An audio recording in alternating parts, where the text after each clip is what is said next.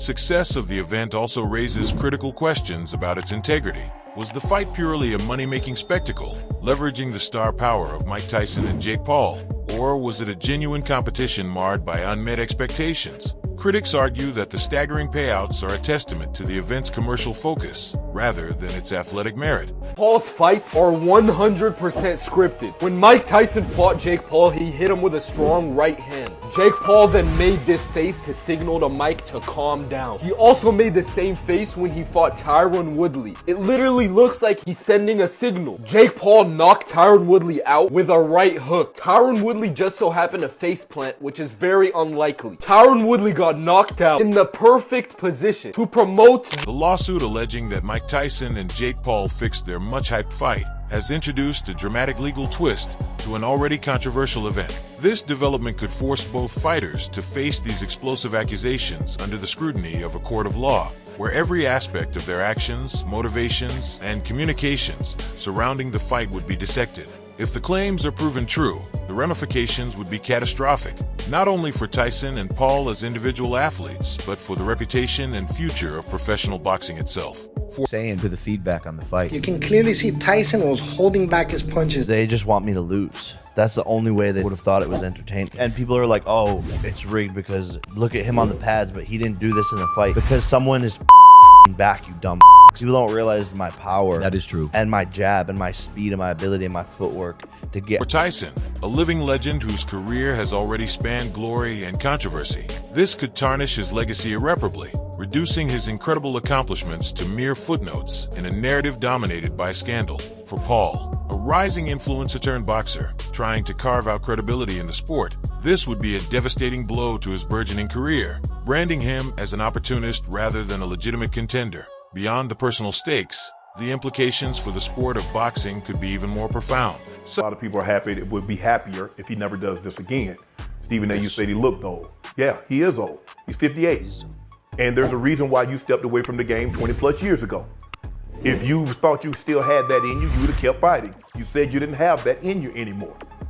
It was bad. It was bad. And Stephen A., I want to echo everything that you said. This man owes a lot. He had 8 transfusions, almost lost his life, lost 25 pounds. Kudos. But bro, when you step into the ring, we got to set that aside. We got to judge you on your performance. And that performance was pathetic. Such a scandal would likely shake fans' confidence in the integrity of high-profile bouts, reinforcing a growing cynicism that modern boxing prioritizes entertainment value and profit margins over the genuine athletic spirit that once defined it. The case could also fuel broader discussions about the ethics of celebrity boxing, where showmanship often eclipses skill, and the lines between real competition and scripted drama are increasingly blurred.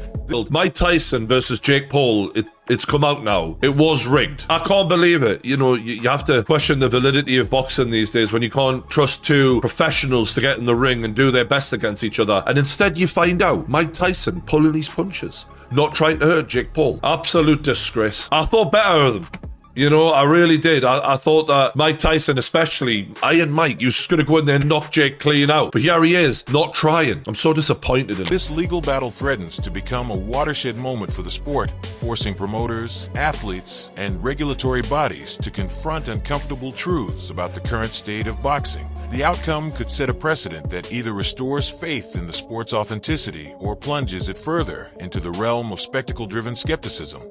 The only thing that bothers me is the continued kind of narrative and people saying the fight was rigged. I saw something from Michael Irwin. Irwin, was the football player. Yeah. He was on the broadcast. He actually sat there with Jerry Jones. I saw something this week where he's like, oh yeah, I saw the contract and Mike couldn't throw an uppercut. Like, are you, I'm concerned that there's a CTE problem there for Michael Irwin, because how would you see the contract to begin with that, you know, Mike Tyson couldn't throw an uppercut? I mean, it's beyond lunacy and the realm of like just reality of life. For fans and analysts alike, the Tyson-Paul saga is more than just another headline-grabbing controversy. It represents a defining moment in the history of boxing, one that could influence how the sport is perceived for generations to come. This bout, which brought together the legendary Mike Tyson and social media sensation Jake Paul, was already a spectacle of contrasts, pitting a seasoned icon with decades of experience against a modern-day influencer, carving out his place in the ring. However, the swirling allegations that the fight may have been fixed have cast a shadow over what was touted as an unforgettable clash of eras and styles. At the heart of this saga lies a deeply polarizing question. Was the fight a legitimate contest of skill and strategy, or was it, as some allege, was fixed and why it was fixed? Listen, understand it was a big nostalgia hit.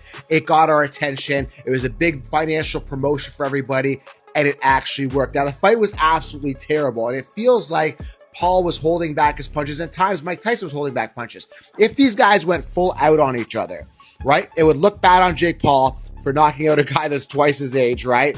And it would look bad on Mike Tyson if he got knocked out as well. It would tarnish his legacy. Not only that, if Mike Tyson hit Jake Paul and knocked him out, it would ruin the legacy that Paul wants to leave as he continues to fight. He didn't want to tarnish that losing to a guy who's twice his age. So we'll look back either way. So to answer your question, 100% this was fixed. I sat it out and talked about it. It went to decision because that was a neutral way to end it, and it went the full 8 rounds to keep people entertained. They didn't want it to end quickly. 100% carefully orchestrated business venture designed to maximize profits and media attention. The notion of staging a fight not for competition, but for spectacle cuts to the core of what fans expect from the sport. For traditionalists, such claims, if true, would signify a betrayal of boxing's rich history and its core values of honor, grit, and authenticity. For others, particularly younger fans drawn in by Paul's social media stardom, the fight may have been less about technical precision and more about the entertainment value. And perhaps that's enough in today's landscape. As the lawsuit surrounding these allegations unfolds, the stakes couldn't be higher. The legal proceedings could force revelations about the inner workings of modern fight promotions, exposing the delicate balance between maintaining sporting integrity and catering to the lucrative allure of celebrity-driven events. I could genuinely tell the fight was rigged before Mike Tyson even was in the ring. If you watch closely, you can see in his facial expressions, he was like, I know I'm going to lose. And come on, that's not the Mike Tyson we know. I don't care about age. That's not his mannerisms. People are saying, come on, man, it won't be rigged. Mike Tyson won't do that. Mike Tyson's the type of guy to die for his legacy. He won't sell out. It won't be rigged. Brother, everything has got a price. If they put 30 M's in his face, said, yeah, man, just lose this fight. It won't count towards your record. It's calm.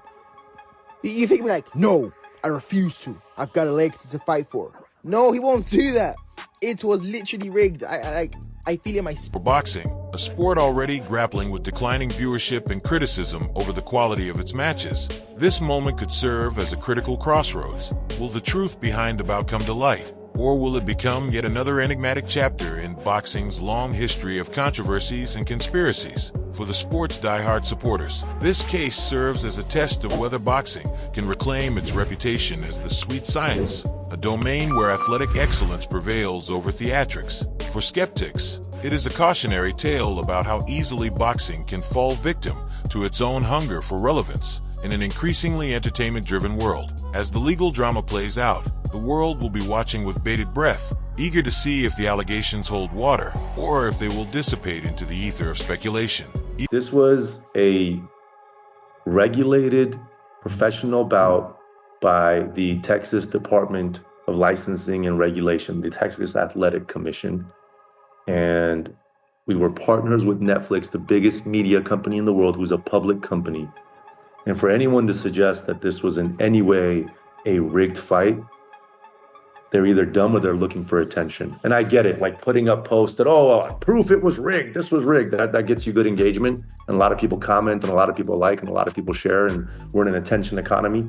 People say outlandish things to bring awareness to themselves. But it's a sad state of society that's where people want to spend their time. Either way, the Tyson-Paul saga is destined to leave a lasting impact, shaping the narrative of what modern boxing is and what it should strive to become. Whether the truth is ever fully revealed or this controversy becomes yet another unsolved mystery in boxing lore, one thing is clear: the debate it has ignited will continue to burn, challenging the sport to define its future in an era where the lines between authenticity and showmanship are increasingly blurred. What do you think?